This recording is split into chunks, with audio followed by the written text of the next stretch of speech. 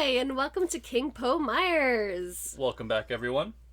It's nice hearing from all you again, of course. Today's topic is Scream 1, 2, 3, 4. The entire Scream franchise, not including the absolutely outstanding television series that is on Netflix. Please go watch it.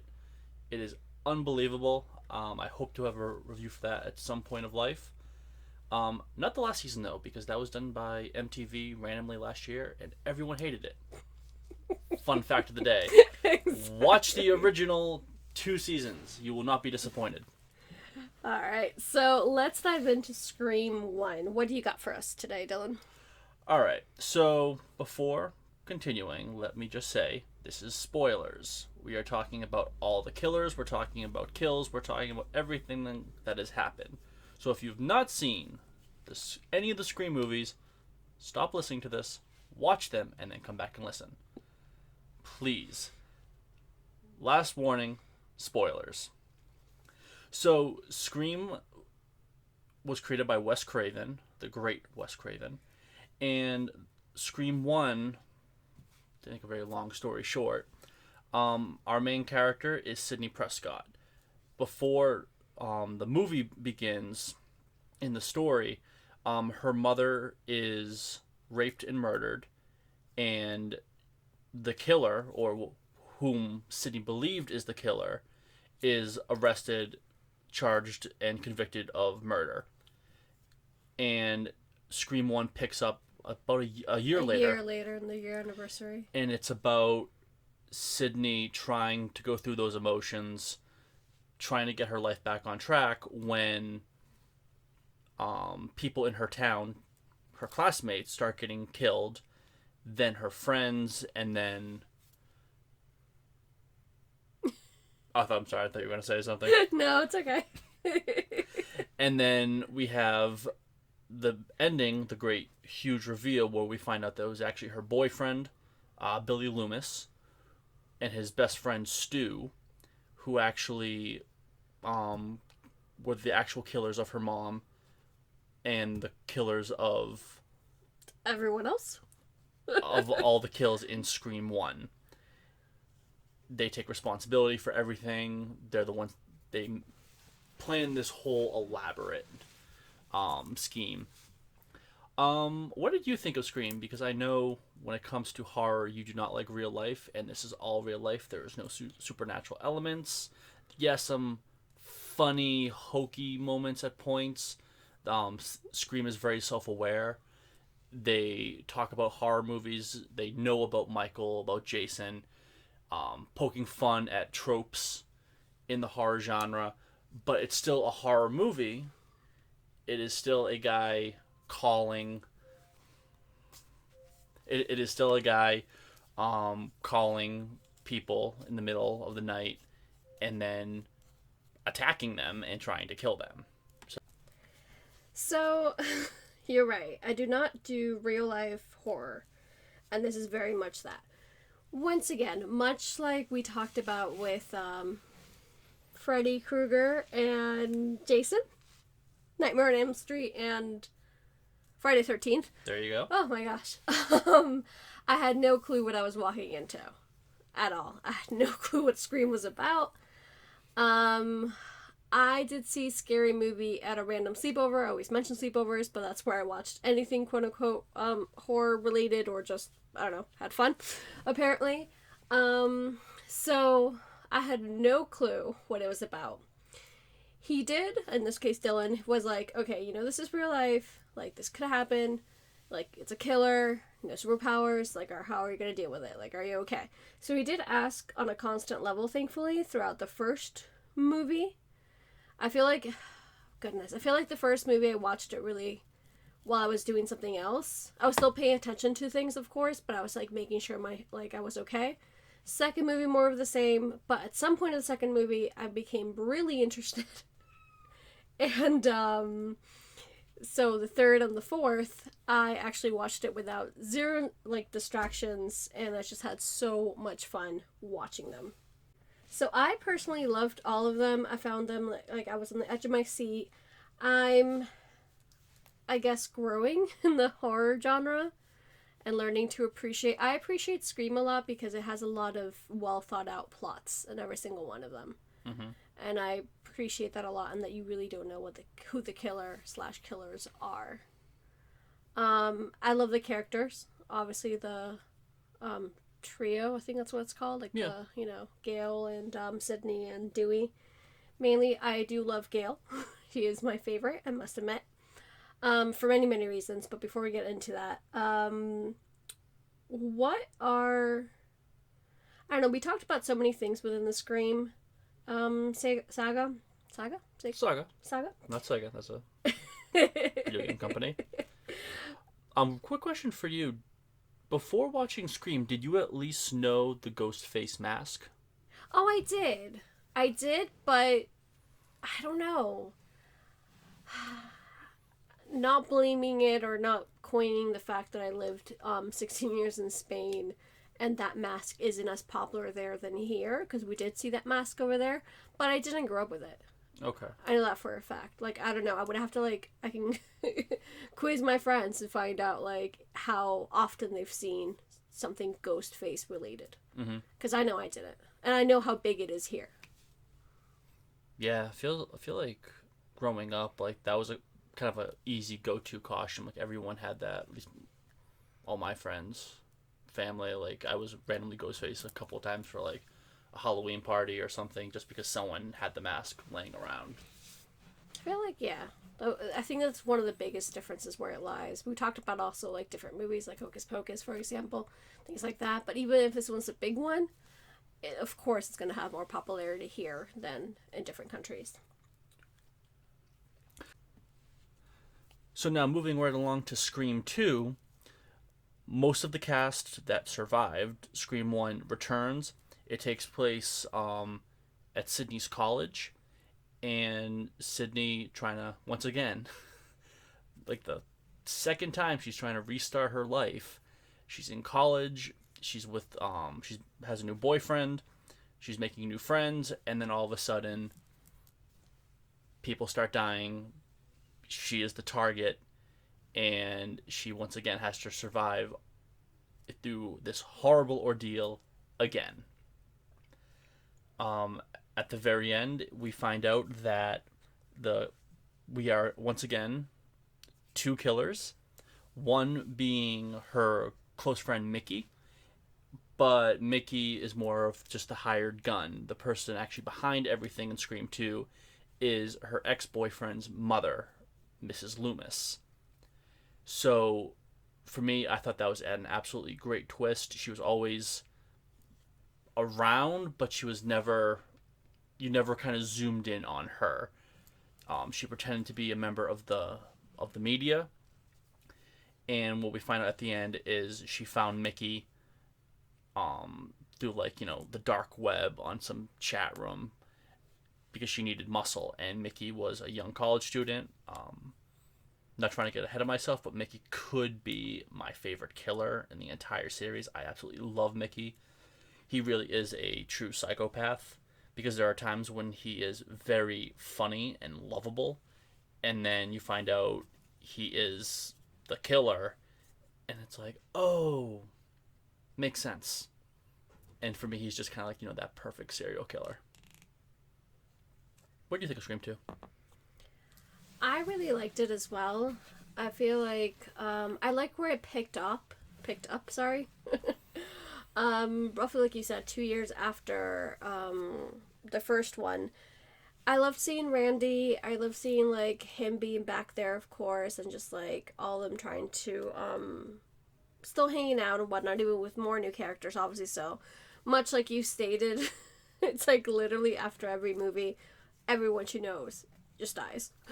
Just she really has to start over from scratch. You're like, oh my god, it's so true. And Scream 2 is particularly painful because at the last sequence, you see her, out on the college campus, and the happy music's playing, the police are there. But I remember we stopped the movie and I looked at you and I'm like, this is actually a really tragic ending, because everyone that she cared about is gone. Mickey and Mrs. Loomis literally kill everyone that she loves. Exactly. It is pretty tragic. Like, I don't know how I she mean, does it, but once again, Dewey does survive because Dewey cannot die, and Gale's really not. They're kind of mutual.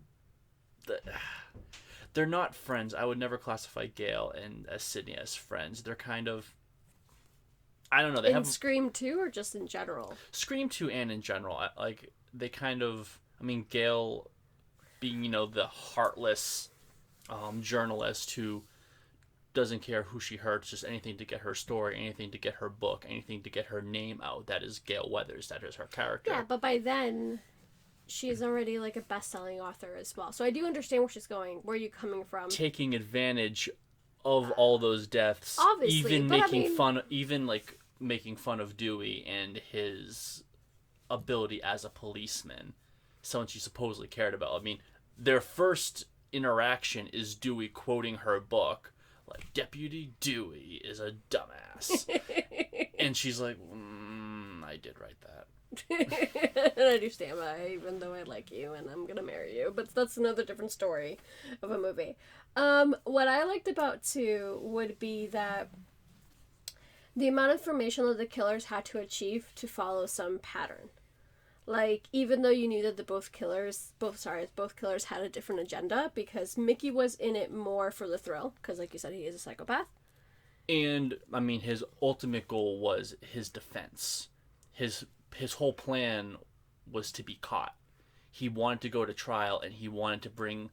And his whole defense was already planned out. He was going to blame the movies, and the movies made me do this. So he wanted to be caught, and that's kind of an interesting. It is. This is why I kind of like this movie, because, or this saga once again, or this, Scream in general, because it makes you think, and I do like psychology, so like it really does put you in that perspective. And then we have, of course, Mrs. Loomis, was really only after Gale and Sydney at the end of the day, because she really wanted to revenge the killer of her son. So I did like that, like, even though against the odds of like, oh, she could have just gone for Gale and Sydney, they did like the pattern, the copycat, you know? You really never knew who the killer could have been, as always, I know. But in this case, like, I was completely thrown off. You might have had a hunch at some point in the movies, but I also understand that you probably needed a proper breakdown at some moment to actually realize why, not why them, but like where were they at those moments of the movie as well, when you kind of figure it out. And the detail to the writing. Well, I think that's more Wes Craven, sorry, than anything else. On to Scream 3.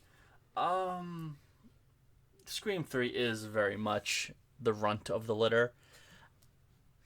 Rewatching it, I actually enjoyed it a lot more than I ever have, like the 2 other times I've ever watched this movie.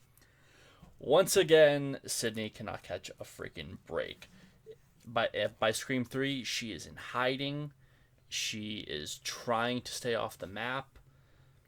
Understandably so. The killer, of course, is able to track her down, get her out of hiding. She reunites with Dewey and Gale. This one takes place in Hollywood because they're on the movie sets. They're filming Stab 3 at the time. And to make a very long story short, it is revealed that the director of Stab 3 is the killer. But not just the director, he's also the half-brother of Sydney. Yeah, we're getting to a little bit of soap opera territory, but for me, Indeed. I actually kind of liked it. I liked this idea that, from his perspective, he didn't know who his mom was. He found out. He shows up at her doorstep, and she's like, that part of my life is over. I don't have a son. I want nothing to do with you.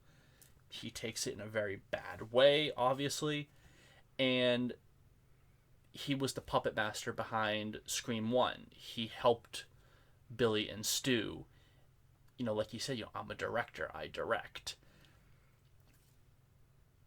I do agree with a lot of fans. It did fall flat when he takes the mask off and Sydney's like, oh, the guy I met for 30 seconds. I know. That It's like, one time. Who the F are you? There's no emotional context right there. Comparison to, like, when she finds out who the killer is in 1 and 2.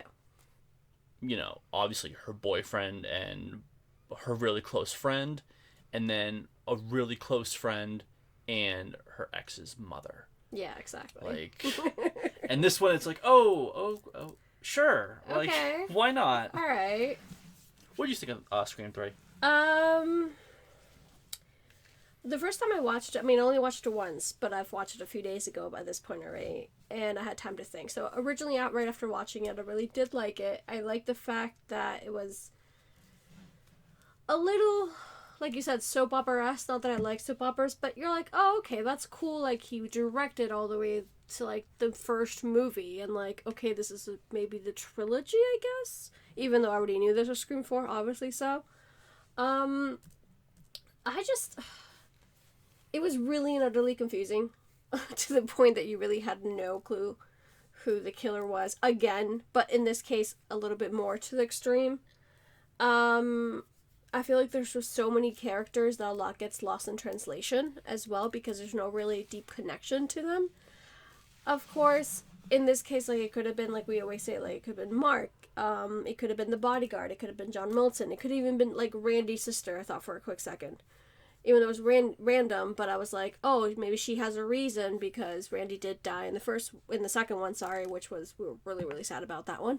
But, I don't know, like, I thought, I don't know.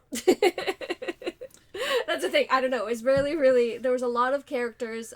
For example, what I can clearly say with this one is that, the actors within the movie, like, in the movie within the movie of, like, what's Stab, right? Yeah. They had very little to say. You know, they were kind of not even the main characters by any means, but, like, right at the end scene where all of them were having, like, the party. Yeah. Basically, I didn't feel for them in comparison to the way I felt towards, like, the characters in the movie in Scream 1 and Scream 2. Yeah, you're much more connected to Exactly. those characters. I was connected to the cop, obviously. But because we see him more often, probably, and you're like, could it be him? Could it not be him? I don't know. John Milton, the director, the one who had, like, the company, of course, and, like, created all that, I feel like also it's kind of like a huge missed opportunity. Because they made him slimy, which I don't know if that was, like, an innuendo to be like, oh, this is Hollywood, this is what happens, or this is just life and this is what happens, probably.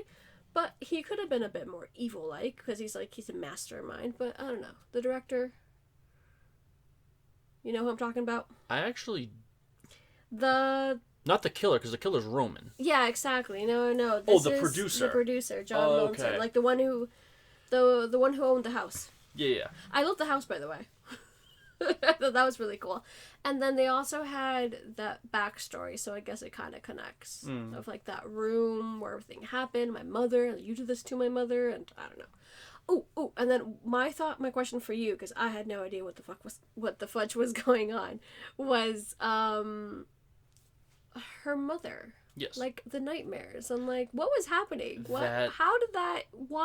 I still don't fully get that. When I first saw that, I thought it was part of the Stab movie, but then it actually, because in this scene, Sydney like falls asleep, and then, like, her mother comes walking through the forest, and then starts talking to her. But the way it was shot, it looked kind of funny, and I really thought it was part of the Stab movie, and then it was that was actually Sydney's nightmare.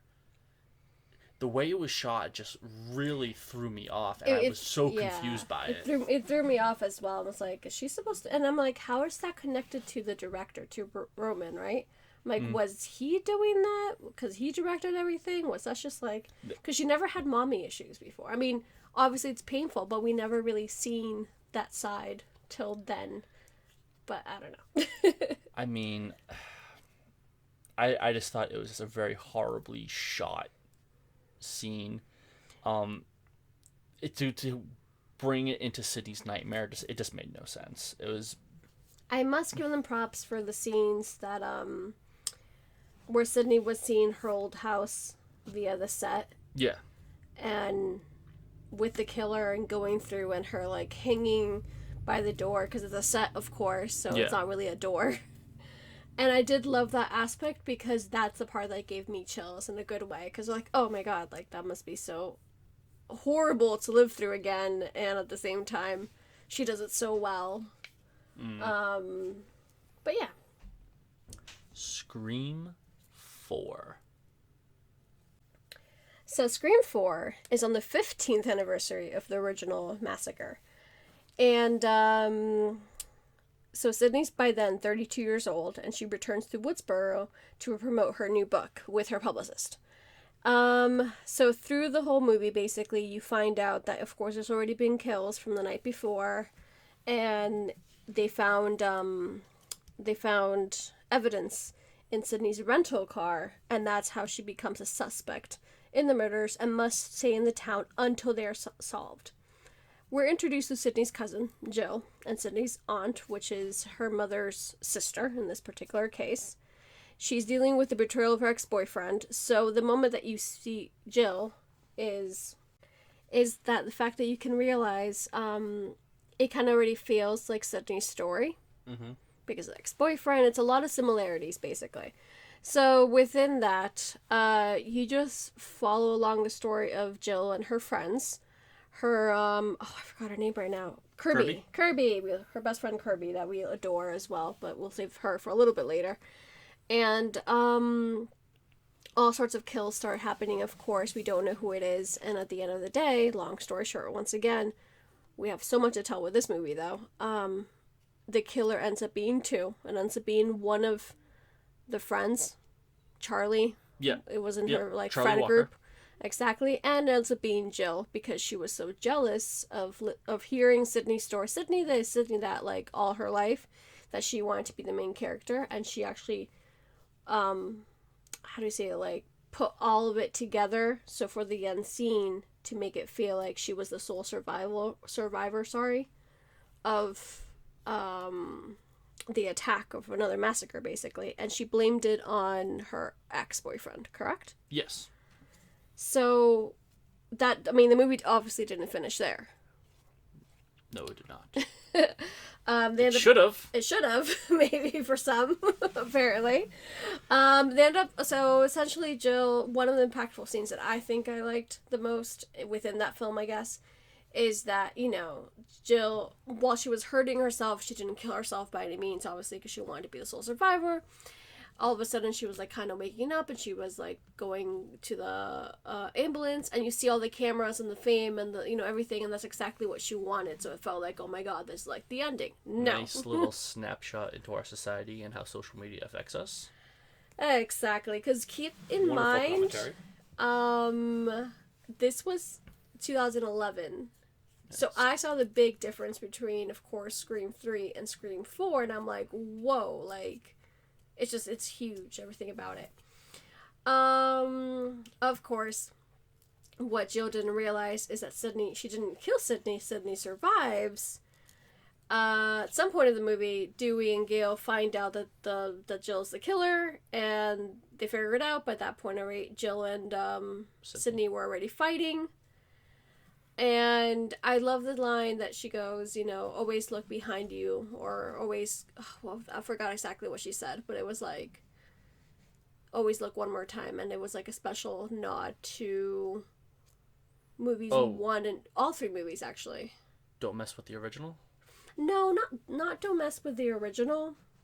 Yeah, not only, of course, don't F with the original by any means, like that part I love, but when Sydney was crawling towards Dewey, and Dewey was like, oh my god, she was standing right behind me, Sydney goes, they always are, and she turns back and, like, kills her.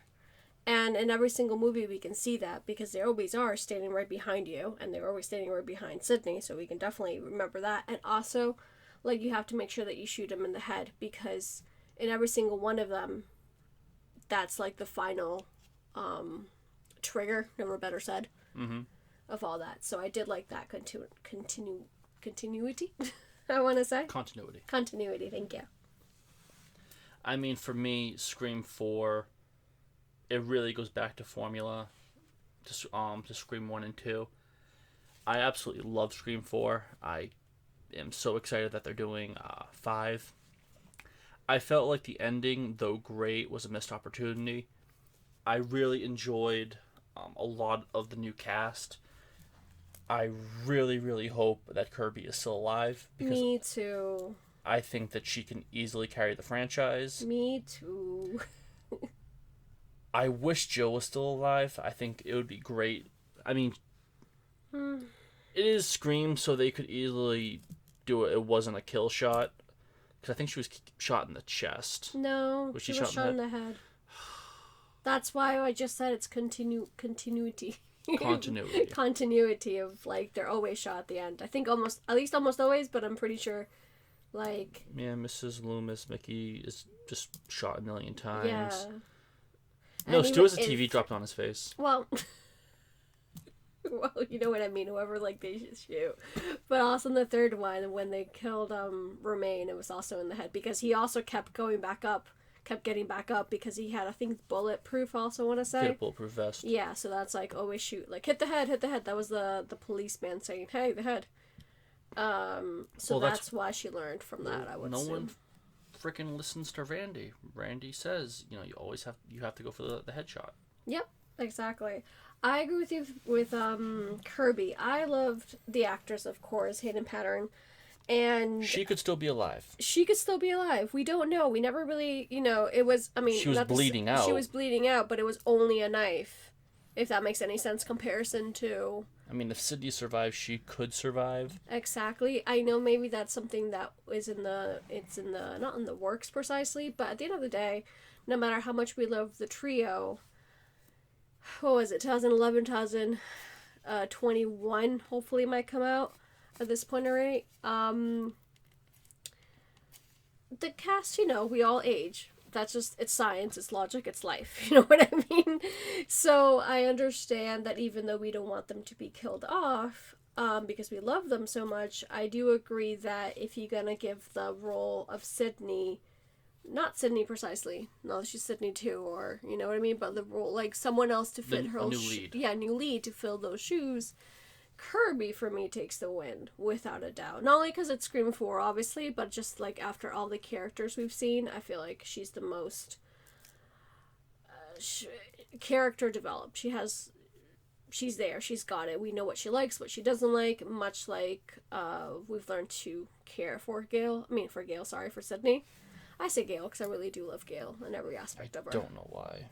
I know, this is where we differ. I mean, a big thing about Scream 4 was that they really pushed the main cast to the side. And when I mean, I'm sorry, the original main cast. Gale is knocked out fairly early on. Dewey and Sydney are in there, but they really focus on this new cast, which was great. But then, once again, you kill all of them. I understand. Like, I like the fact that we never know who's safe, and the fact that no one is safe makes the series so much fun. But at some point, you need to plan for the future, and I hopefully with Scream 5, I hope Kirby comes back, and if she is in fact dead, I do think Sydney, Dewey, Gale, at least one of them has to go. I do agree, because once again, like at this point already, if you want the saga to continue it with a new cast and just start over again, but... Well, no. Because they're not starting over. Not a remake, obviously. No, continue the storyline. Yeah. Because Kirby makes sense, for example. Because at the end of the day, it's still Woodsboro. It is still... she was still somewhat related to Jill, or like to the killer, and to like Sydney. Mm-hmm. So on and so forth. But I do agree that one of the main three has to be killed off. Maybe, we don't know if, at this point already to today's date, we don't know if Sydney, the character, the actress, is coming back or not. If she is, maybe she gets killed off right away. Who knows? I don't think, I feel like you'd have to save that for the ending. Well, yeah. You couldn't kill her off in the beginning. Don't kill her right away, though. I do agree. Like they did with, with Cotton. Cotton Weary? Yeah. That was too soon. Because you ended up, like, oh my god, like, you ended up liking him to some extent because you knew that he wasn't the killer, of course, and you're like, oh, and he actually supposed to be a good guy. He has a talk show finally, 100% Cotton, that we found the name. That was hysterical. Very amusing. And all of a sudden he gets killed the first, few minutes, and you're like, what? How? Why?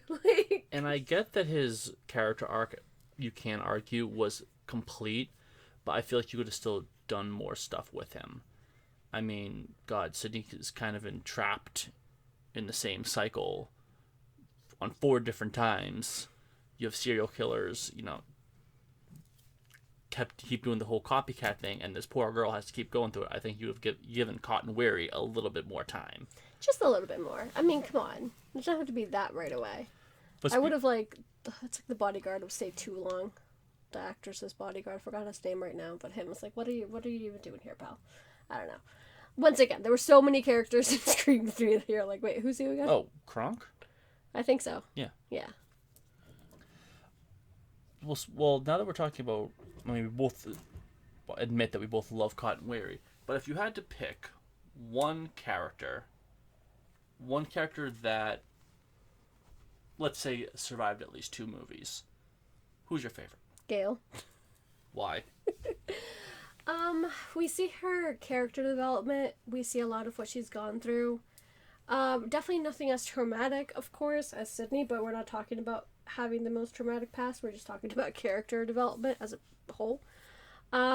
We see her finally, even though she was sneaky about it, she still achieved being, the bestseller. She still achieved her life goals, and even within that, she found love, randomly so, which was, I like the fact that it wasn't turned into a rom-com. I mean, it wouldn't because it's a horror film, but, it wasn't all love all the time, which I would have not appreciated that if that would have happened. And if that wasn't enough, even 10 years after, or 10 years for us, from 2001, 2011, I think it was, but 15 years within the movie, supposedly, you can see that, she's gotten lost and she wants to try to, quote unquote, find herself and start writing again and what to write and stuff like that. So, and on top of that, you just know so much about her that she makes you go through the emotions. I'm not saying that Sydney doesn't, for example, which I know both of them are, the both female leads.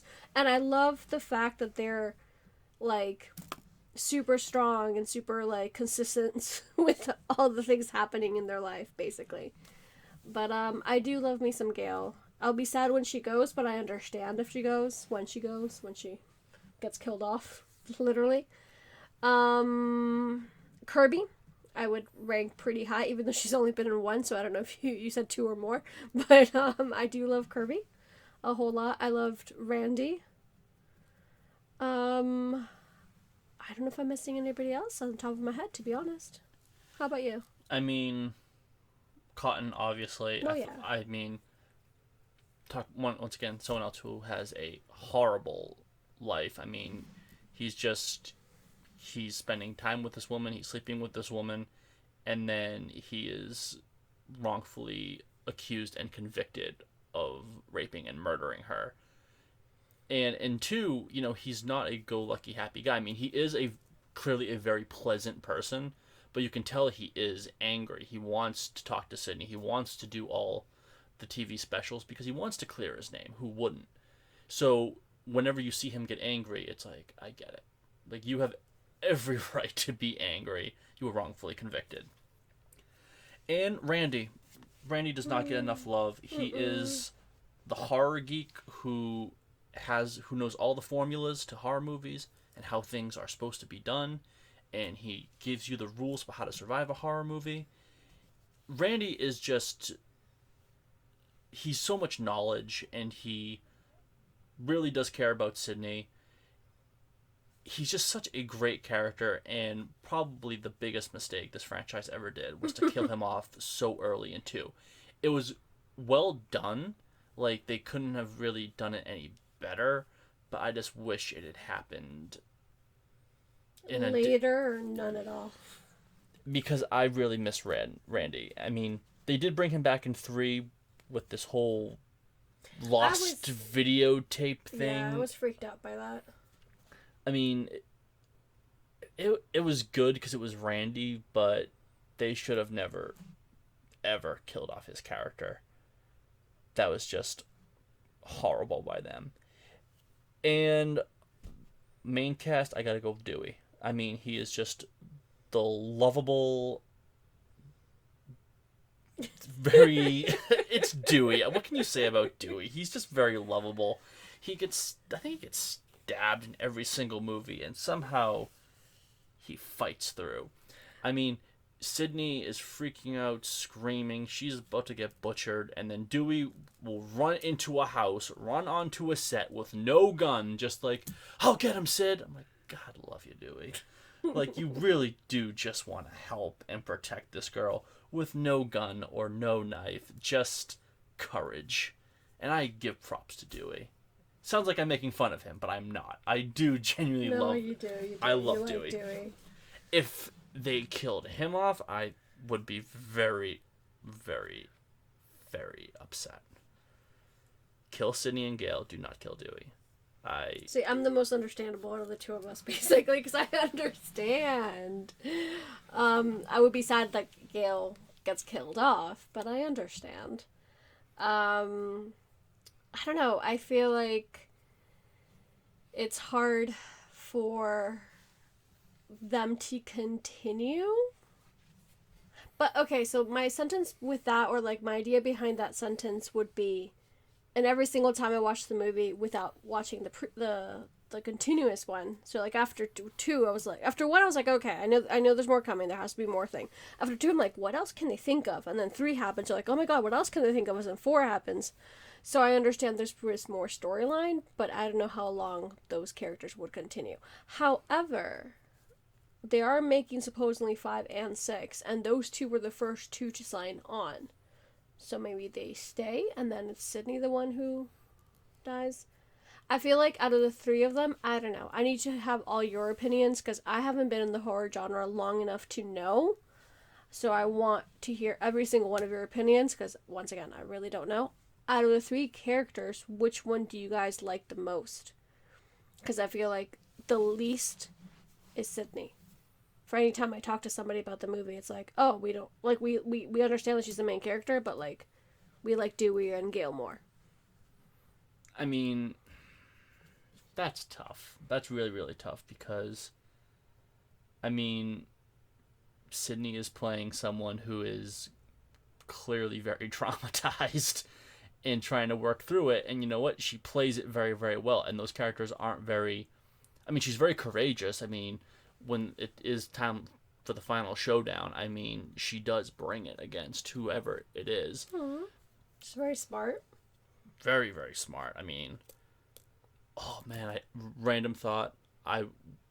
They could never get the licensing, but I would have loved to see Sydney in Dead by Daylight. She would be an outstanding survivor, because the Ghostface is in there. Yep. So, wish they did that. All right, my favorite time. Give me one of your top favorite scenes or kills or moments. That is really difficult for me, because even though I did do my research and I did write all my notes with all 4 movies, I would say the first that would pop into my head would be the car scene. So now I have to go back and think. Was that Scream 2? Scream 2, I would want to say, right? Yeah, because it was the college one, of course. It was Hallie and the whole car situation. Well, Hallie and Sydney, obviously. I felt like, I don't know if I consider one of my favorite scenes or kills, or that's the one where I laugh at myself, because so the whole thing was happening. It was like really, I was really on edge. Like, it really captured me. So that means the scene's good, obviously. If it has all my attention, obviously so.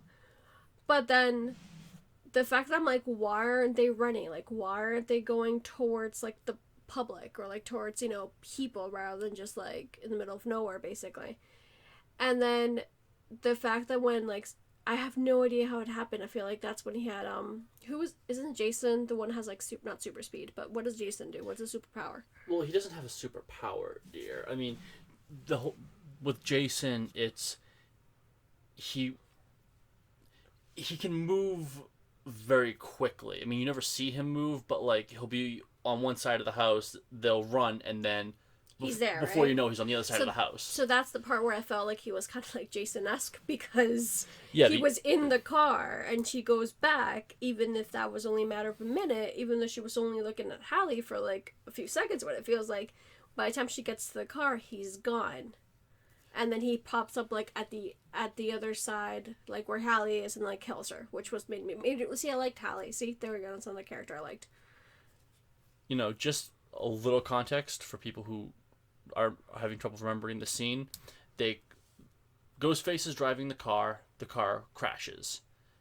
The girls are in the back seat, and it's a police car, so it has the cage. A metal bar is kind of shot through the windshield, a cop's head, great effect, and into the back seat. So they pry open the cage, and they go from the back seat into the front seat, because of course both back doors won't work, of course. And they have to crawl over Ghostface, which is amazing. And it's just like that build up, like, is he knocked out? I could be wrong. I want to rewatch it. But I'm fairly certain when you get a close-up of the mask, I think you can see his eyes open.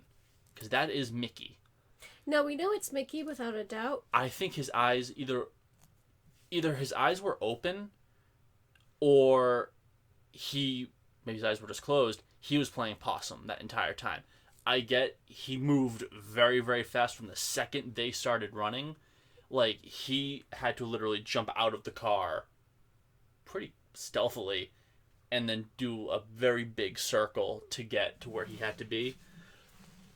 Not completely out of the realm of realism. I know it's pushing it, but it's Mickey, and he gets a pass. Because he is the best killer. Because you like him so much. I love Mickey so freaking much. I still like that scene a lot. I liked, there was more to my sentence. I got sidetracked. I liked when Jill thought she killed Sydney in that shot, and then they had the exact same shot when Sydney actually killed Jill. Mm-hmm. Thought that was well made. I'm trying to think of favorite scenes in all of them. I can't remember Scream 1 right now. Mm-hmm. Definitely the ending of Scream 2 when they shoot Mrs. Loomis for some reason. And then they had the boyfriend as well, like the Sydney's boyfriend. Yeah.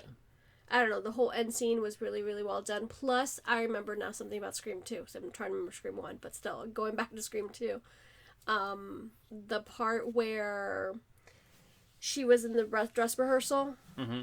And that was so good. That was so well made. I really like that. They're going through, I forget what play it was, but they're going through this play, and it's like this ancient Greek play, so they all have these masks on.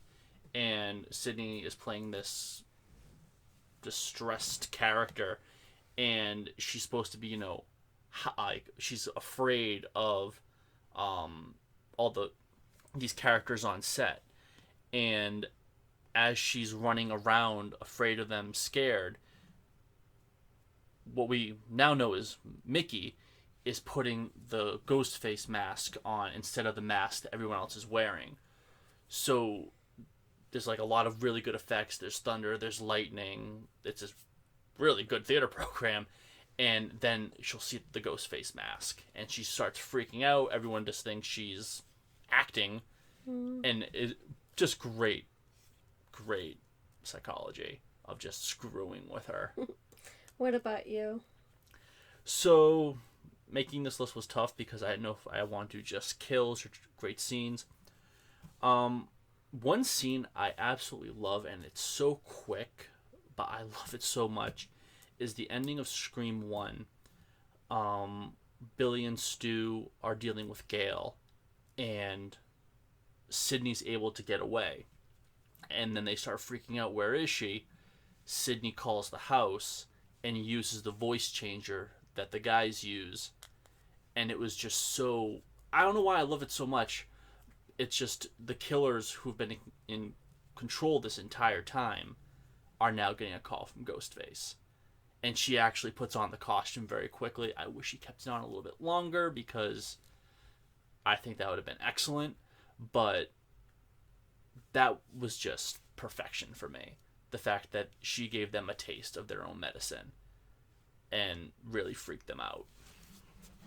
I do agree with that. I thought it was pretty tasteful. Really good writing. To deaths, I love Scream 4, but my favorite death is Olivia's death. Who the hell's Olivia? Well, it's some random girl that they kill.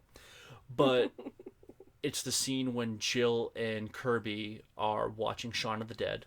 Watch that movie, everyone. It's a great movie.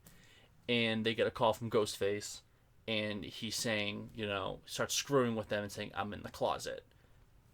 While this is all happening, their best friend is in the house next door getting changed. And it's so well shot because they can see into each other's rooms. Like, every best friend would want that. Like the Taylor Swift video, only gone horribly, horribly wrong. Ghostface says, I'm in the closet. Kirby's like, you're screwing with us. She opens the door. And then that's when Ghostface like, I didn't say it was your closet. They're, of course, talking to the friend. Ghostface pops out of the closet and just... It's a very violent scene because, like, he guts her. Yes. And it's just... It's pure terror because you're in another house, but you can see everything that's going on. And it's like, what do? Do you scream? Do you run downstairs? But like, it's happening in front of you, only 20 feet away in a different house with the window closed. Oh, that was freaking shivers. That scene was made Scream 4 for me. Absolutely made it for me. That's a really, really good scene. I also enjoyed that scene. Not the gutting part, of course, but I appreciate the thought that was very well thought out. I loved, once again, this is why I love Kirby being such a badass and just really being like, oh, really? You're here? And then now that you actually think about it, of course, Jill was kind of like, she knew what was happening. Yeah, of course. Obviously. But Kirby still acted so much better. Like, the actress herself, I feel like don't be disrespecting Jill like that. I mean, at the end of the day, because she was the killer, she might have not put the same amount of sentiment if she was the victim, if that makes sense. Because, I mean, she knows what's up. I mean, she did play a good victim. It's arguably, it's one of the best swerves at the end. I mean... Oh, yeah, I do think because that. Because I thought it was the mom for a second. It's Sydney's cousin. You think, they're bringing her in so she can continue the franchise, and then, nope, she's actually the killer. Because I want my 5 minutes of fame. And I want those likes. I'm like, such a wonderful, wonderful... Look on social media in our society. Love you, Jill. Jill is my girl.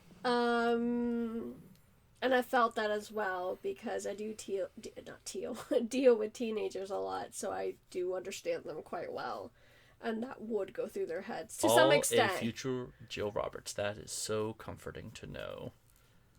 That's goodness. But also with her, the reason why I didn't think it was her for such a big part of the movie until I realized I can't be the mom anymore because she was barely in it. I thought it was the mom at first because it was like, oh, this is my sister. So she was like... But she dies, dear. No, I know. But before she dies, I thought it was her. Oh. Because she was in and out the way that she was speaking, stuff like that. I was like, trying to figure out who it was. I thought it was Judy for crying out loud at some point. Mm-hmm. The cop? The cop, the deputy, you know what I mean? Especially, oh my god, I loved her scene in Scream 4 when she pops up out of the hallway and talks to Sydney. Like, giving that spooky, eerie vibe. Like, People with no social skills.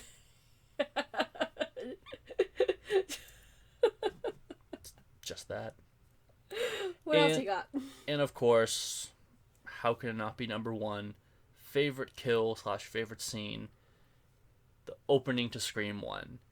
It is the scene that everyone knows.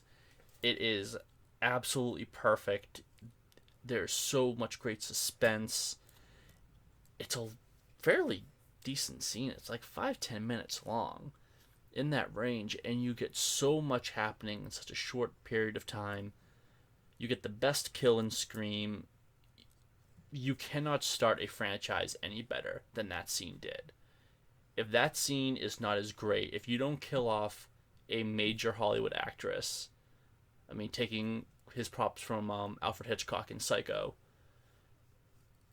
to have that shocking moment, I mean, I think she's even on the cover of Scream 1. Who is it, Drew Barrymore? Yeah, she's in most covers, if not in every single one of them, on purpose, because no one ever saw it coming. It was perfect. It was.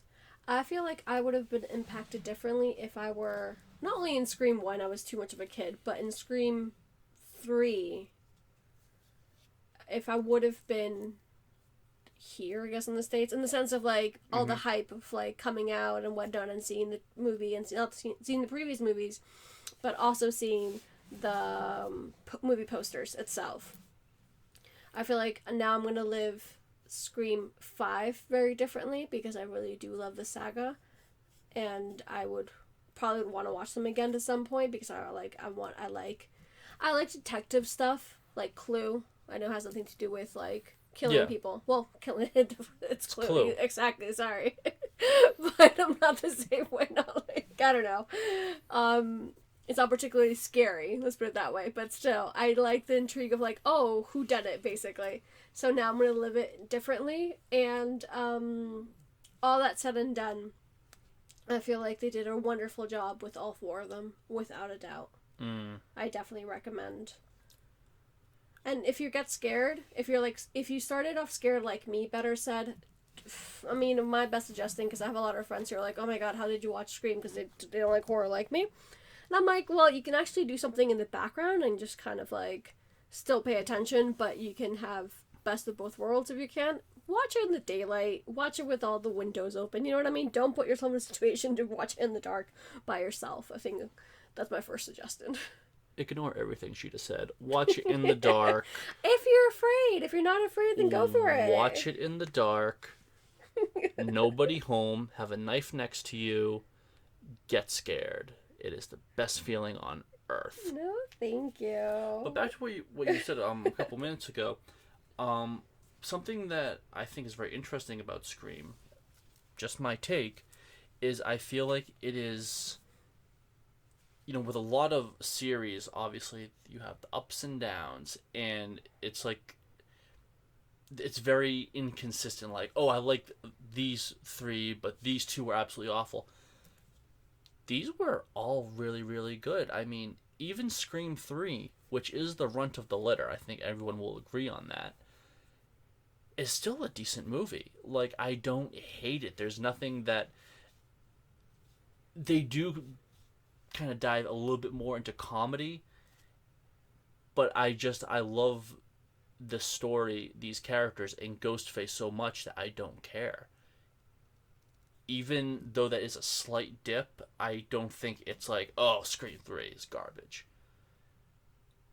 Agreed. They really, really did a wonderful job. I'm excited to see 5 and 6. Well, at least 5. Hopefully it's 5 and 6. And to see what they do with it. And to put me on the edge of my seat. And I will see in the movie theaters and with the lights off, obviously, because it's the movie theaters. So it's a different take. But, definitely 100% recommend, without a doubt. Rank them. Rank them? Can I just go 1, 2, 3, 4? I don't know. You would have 3 above 4? Exactly, that's the thing.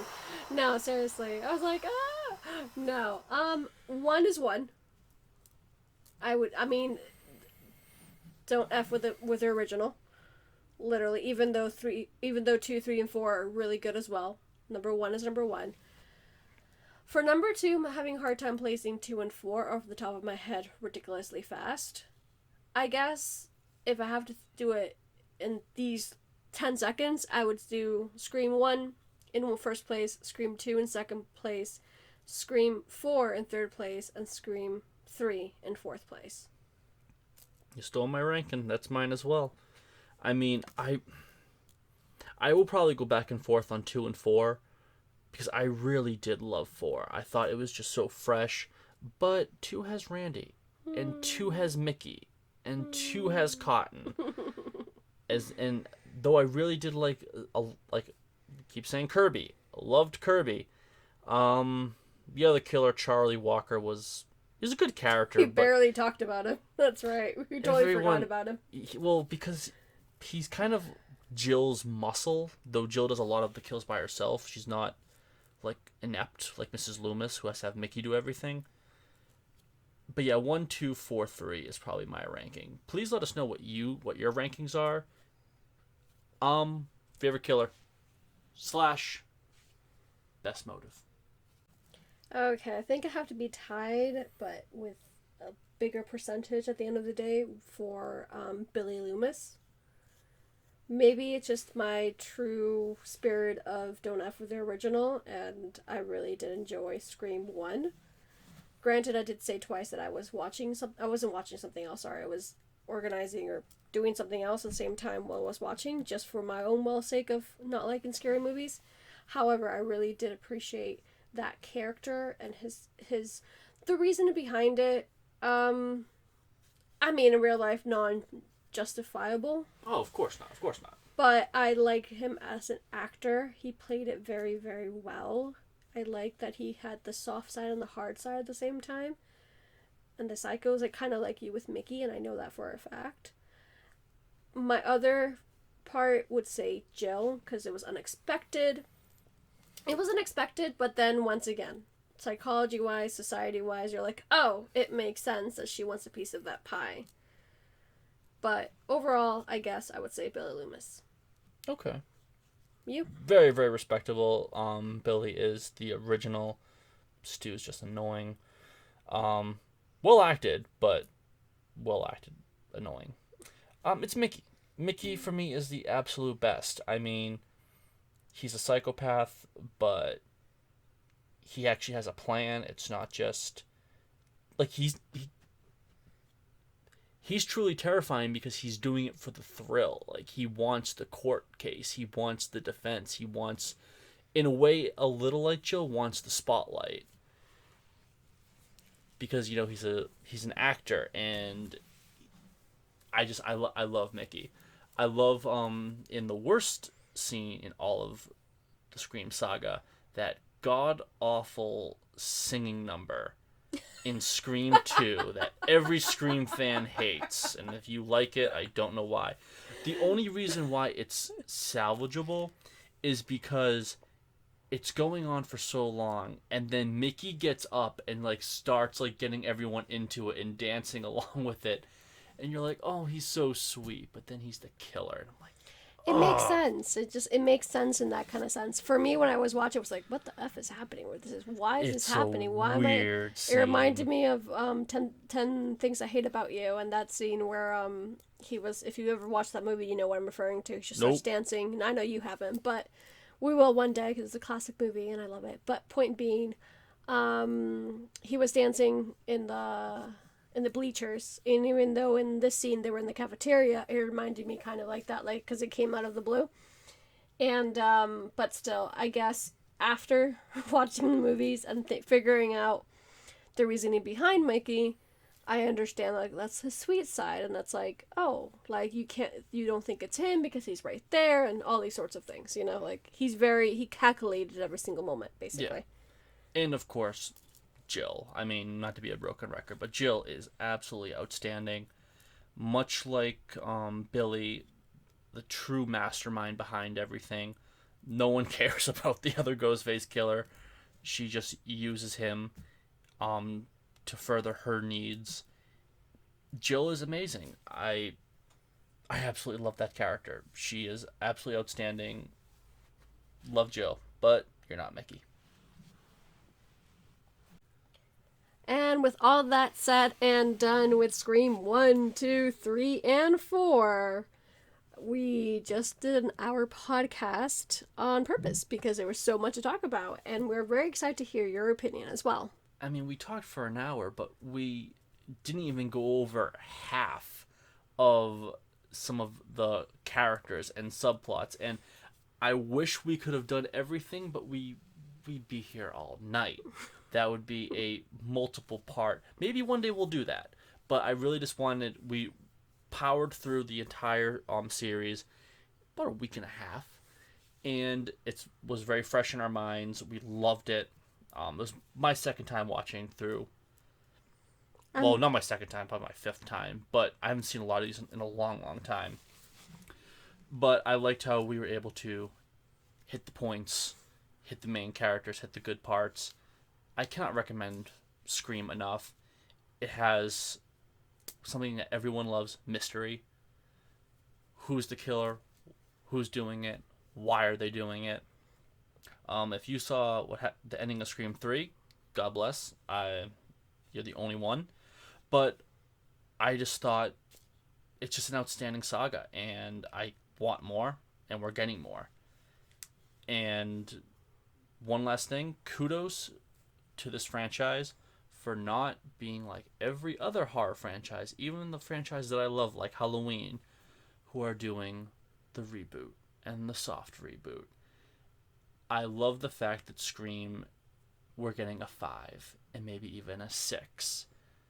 That is so counter to what Hollywood is doing right now. For some reason, Hollywood does not like numbers. They want to reboot everything, like Scream, The New Beginning. I'm sure that was kicked around. I love how we are still with Sydney, Gale, and Dewey, and we are continuing the story that started in 1996. It's so rare. It's so refreshing. Kudos. So definitely, once more, be sure to check us out at our Instagram, of course, King Poe Myers, under the exact same name. We would love to hear your thoughts and just opinion about Scream. Stay tuned for plenty of goodies over there. We're always sharing really good stuff, and we're very happy to have you part of our community as well.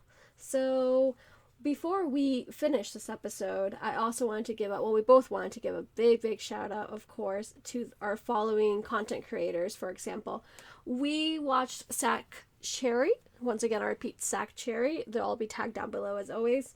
And his YouTube is great for horror, and it helped us a whole lot with like killers and scenes and who did what. So definitely check him out. Also, Old Man Ghostface from It's a Horror Podcast. A big shout out to them and him in particular. And then for Ghostface things, our two favorites, even though we can be here also all night because I've seen quite a few of them, is Last Night Apparel and Monster Pose. I can never say the last name. And if you ever known the game Loteria, which is a really big game, there's like a Loteria card called El Fantasma, which is the ghost, of course, and they do such a great job with Ghostface. So shout out to all those, and definitely our lovely and beautiful ghoulmates as well that have great content. So all that being said, thank you very much for tuning in, and stay tuned for next week. Thank you all so much. Cannot wait to hear your comments about this wonderful saga.